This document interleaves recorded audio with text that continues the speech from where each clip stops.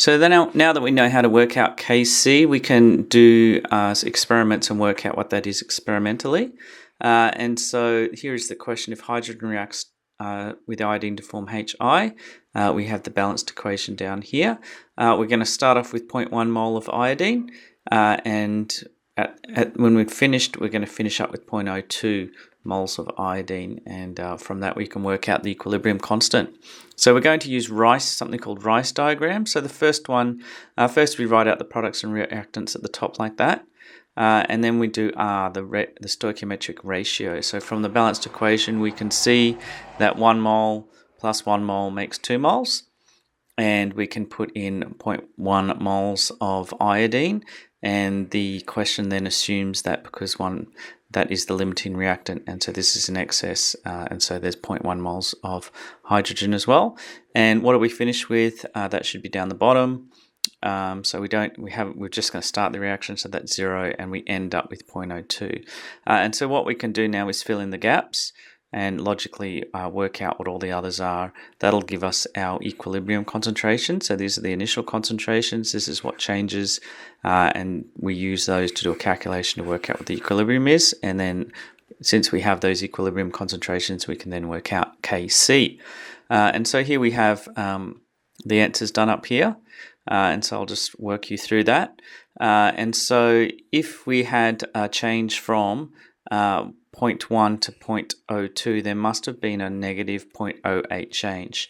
And because of the stoichiometric ratios, if there's that much used up, therefore this one must also be used up. And so the equilibrium concentration here will be the same. And so because we've had 0.08 and 0.08 change there, we will then add those both up because you have whatever changes. So one of these and one of these make two of these. So 0.08 and 0.08 minus will end up adding up onto these to make plus 0.16. So 0 to 0.16 is 0.16. So that's how we get the equilibrium concentrations. And then all we have to do now is sub them in. That was to the power of 2 from the balanced equation. And so we put the 0.16 in here, put the 0.02s in here, we sub that into the calculator, and our Kc is 64. Now this one here, the syllabus says no quadratics, and so you don't need to do ax squared plus bx plus c, and then b equals plus or minus the square root of all this other stuff. So they're quadratics. So this is not a quadratic, but it's getting you close to that situation. So what we have here is a similar equation. So we write in the reactants and products and the stoichiometric ratios. This time we're with 0.2 of iodine, so that's 0.2 of hydrogen that an equal amount reacts and starts at 0. But this time we're told the equilibrium constant is 49.5, and we have to work out everything else. And so what we do here is we just put an x in there. We know it changes, but we don't know how much. We know that x will change for both hydrogen and iodine, and so the product will be 2 times that x, whatever that number is. And so then we can finish off with the algebra and just the remaining x in there. So it's 0.02 minus x will be our equilibrium constants. And then we sub that into the equation, and it looks like this. We can then take the square root of both sides, and we'll end up with 2x divided by 0.2 minus x equals 7.04 times, grab that and times both sides to get rid of it. So there's only the 2x there, and you'll end up with an x is plus 0.156.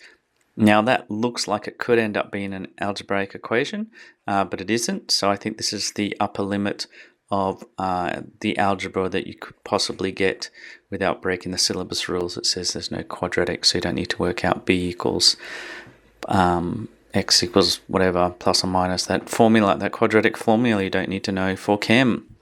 All right, and so the final answer, hydrogen ions, 0.2 minus whatever that x that you found it to be, and that's the equilibrium concentration for hydrogen, and 2 times the x is the and the 0.312 is the hydrogen iodide concentration at equilibrium. Moving on to the third and last sort of Rice diagram that you might have to deal with. is one that we were talking about before when there's a factor of 3 for the significance. And so you can see that this is a very, very small number for Kc. And so if we revise what that is, that's products divided by reactants. If it's very, very small, the products must be very, very small. Reactants must be quite large. So the reaction does not very much go to the side of the reactants, and most of the stuff remains as the products. Okay, and so we're going to put the numbers in here. So the reaction, balanced reaction 112, we'll start with 0.033 and 0.00810. Now in this particular case, we're just putting the x's in there. We could at this stage say that because the reaction doesn't really go to products very much, we could have just put this number straight into here straight away. But I've left the algebra in there. But the important thing is, because the x will be very, very minor, the important thing is that you make your assumption and state it. And so this is what we have so far. So we've grabbed the 2x and put it here, and we've got these two values in here. Okay, now that rewritten is here, and the syllabus does clearly state you must state your assumptions. So when K is small, reactants at the start will equal the reactants at equilibrium. Therefore, we can get rid of the x and say it's 0. So the concentration of these reactants at the start and finish will be the same. And then that leaves us with the products by themselves as x's, and we can work that out to a number which is 0.13 times 10 to the minus 17. We leave it in the 2x form because that's the form here in the table of what the nitrogen monoxide concentration will be at equilibrium. So make sure you have a go and do all 3 types, just the standard type, working out the Kc, one where you have to work out what a concentration will be because you know the Kc, and at least 1 or 2 as well where you need to make the assumption to get rid of a value because it's a factor of 3 out, and at least 1 or 2 that have algebra in them.